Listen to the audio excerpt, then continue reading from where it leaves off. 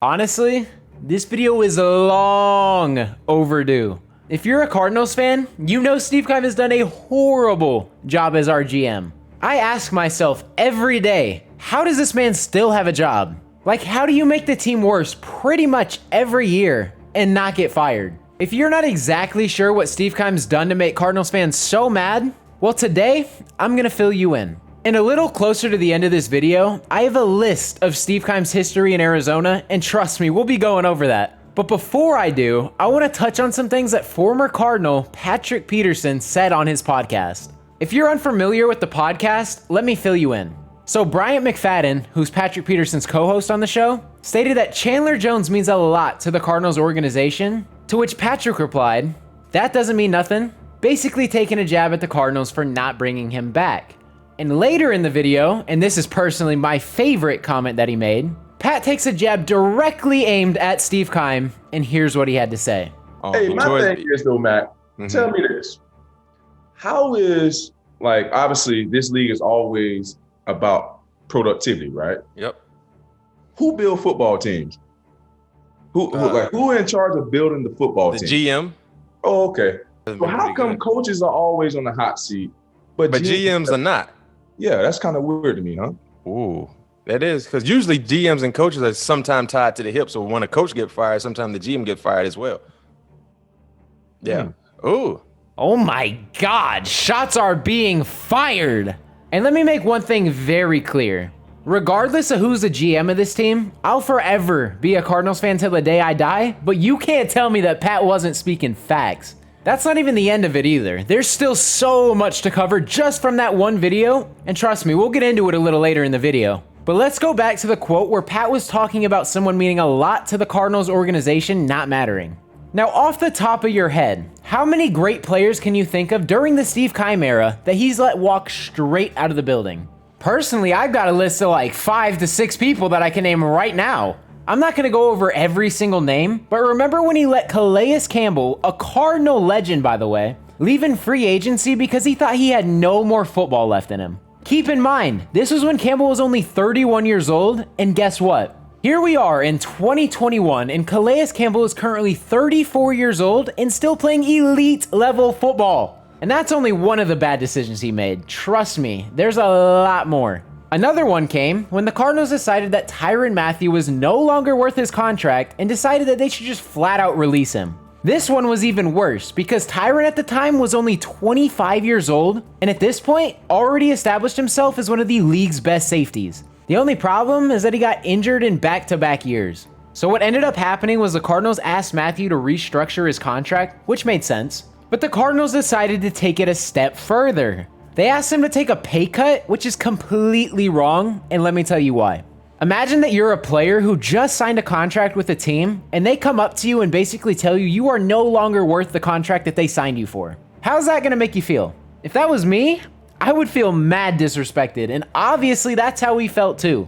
And actually, here's a direct quote from him right after he got released.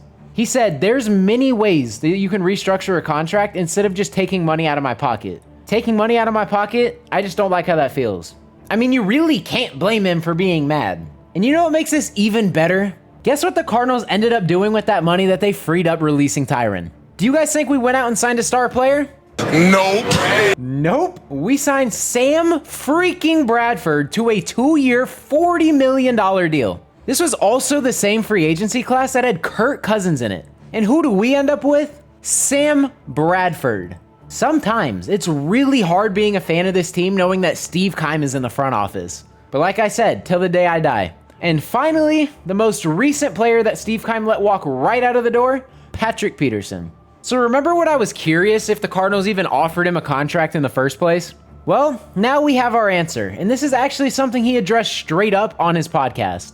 I won't go over everything, but I'll give you guys a little summary of what he said in regards to free agency. So basically, he was told in the end of the year meeting that they would do everything in their power to retain him. A couple months go by, and they start to BS.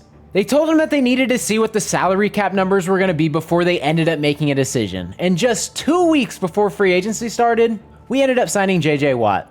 I love JJ Watt, don't get me wrong, it was a great signing. But I've been saying it, this free agency would have been so much better if the Cardinals retained Pat. Also, Pat P was constantly texting Steve Keim through this entire process, trying to see what the move was, and he never got a response back. I believe Pat texted him like 3 times about getting a new contract done, and Steve Keim couldn't even hit him back once. That was until Pat made the decision to sign with the Vikings, and guess who comes around to reach out? Yup, Steve Keim. What a guy. And what triggers me the most is that Pat made it very clear that he wanted to stay in Arizona. Like, even if you feel like moving on is the best thing to do, make that clear. Like, do you honestly think ghosting someone is just gonna make the problem go away? Like, I don't even know, bro. Steve Keim, you're just one interesting person. Like, that's all I can say.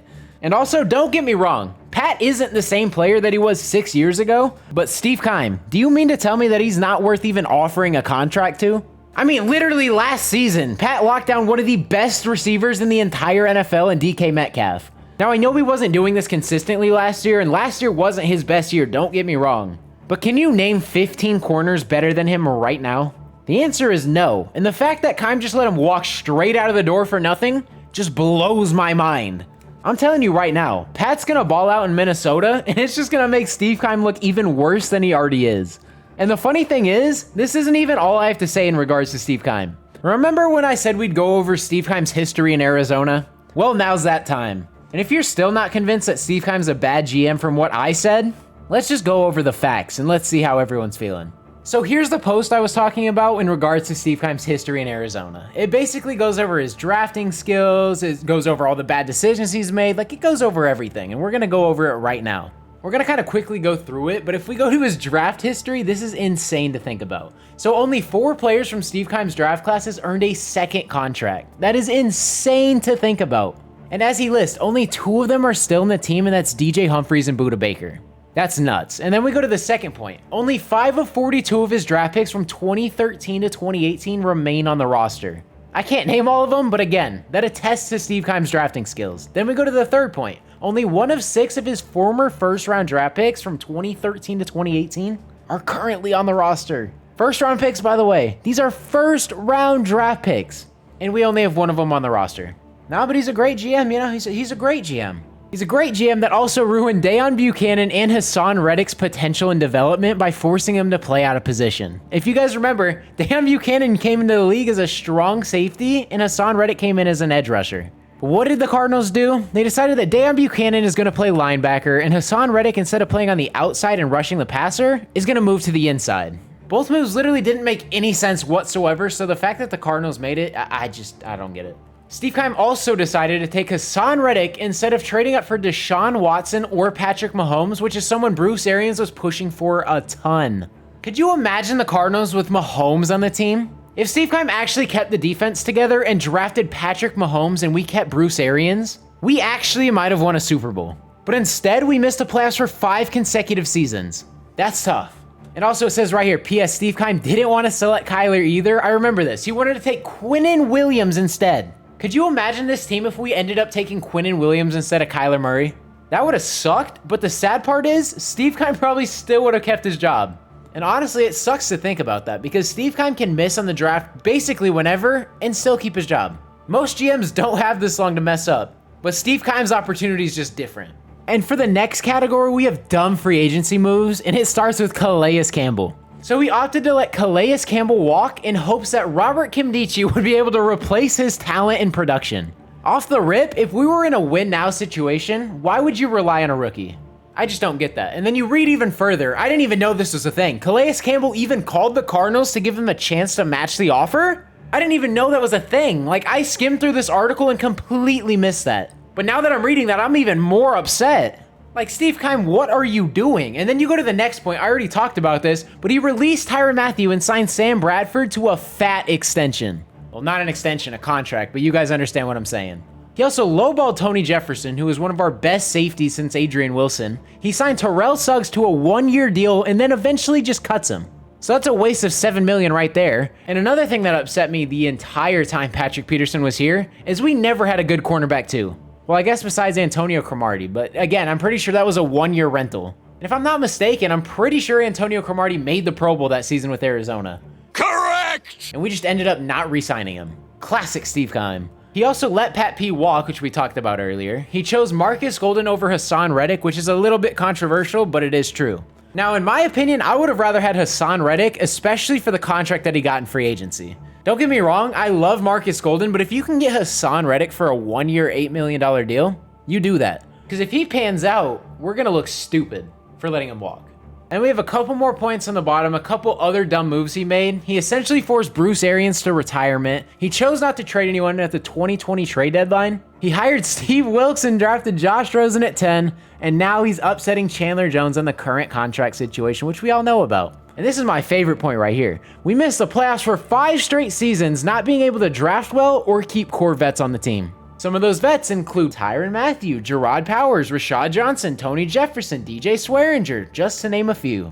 And something else I want to touch on, I'm not sure if this one is entirely true, if he essentially forced Bruce Arians into retirement, but Patrick Peterson also addressed this on his podcast and said the exact same thing. So I mean, honestly, it could be true, but I'm just not 100% on it. Like, over the years, Steve Keim has made so many mistakes that it's like inexcusable. The fact that he still has a job doesn't make sense to me. And after everything I said in today's video, I hope you guys feel the same way. I honestly feel like he should have been fired a long time ago for not keeping that 2014-2015 squad around. But here we are in 2021 and he's still the GM of our team. I know this video is not going to do anything in regards to Steve Keim getting fired, but I just wanted to vent out a little bit. Like this point said down here, we've missed the playoffs for 5 straight seasons. I'm getting a little frustrated, I can't lie. Hopefully this year is the year we actually turn things around because I do like the free agency class, although I wish we did re-sign Patrick Peterson, and I like our draft class as well. I honestly couldn't say that about many of the free agencies and drafts in the past, so at this point, you just gotta take the compliment and go. I love the JJ Watt signing, I love the Tay Gowan pick, I love the Marco Wilson pick, I loved the Rondale Moore pick, and I even love the Matt Prater signing. We actually have a kicker now. Like, if we miss the playoffs, let's be real. Keim's gotta go. And someone I would love to see fill Keim's spot is Adrian Wilson. Adrian Wilson already works in our front office, so if we can promote him to GM, that would be amazing. Adrian Wilson's a former player himself, so he's going to be able to handle these situations better than Steve Keim would. We got former players bashing our GM to this day. Like, we've had Tony Jefferson, Patrick Peterson, Gerard Powers, Tyrann Mathieu, like DJ Swearinger. We've had all these guys come out and complain about our GM, and we have people in this fan base who still think Steve Keim is doing a good job. Like, huh? I just hope this is the last year that we have to deal with Steve Keim because I'm honestly sick of it. And hopefully you guys enjoyed this little rant today. Like, I normally don't do videos like this, but it felt so good to get this off my chest. But that's gonna wrap up today's video. If you guys did enjoy, consider hitting that subscribe button. I post NFL and NBA content, so if you're a fan of either of those or both of those, this is the perfect channel for you. And also let me know down in the comment section below if you guys think the Cardinals should retain Steve Keim as the GM. If you do, you're crazy. But like I said, that's going to wrap up today's video. Hopefully you guys enjoyed. It's been your boy Mythic. Peace out.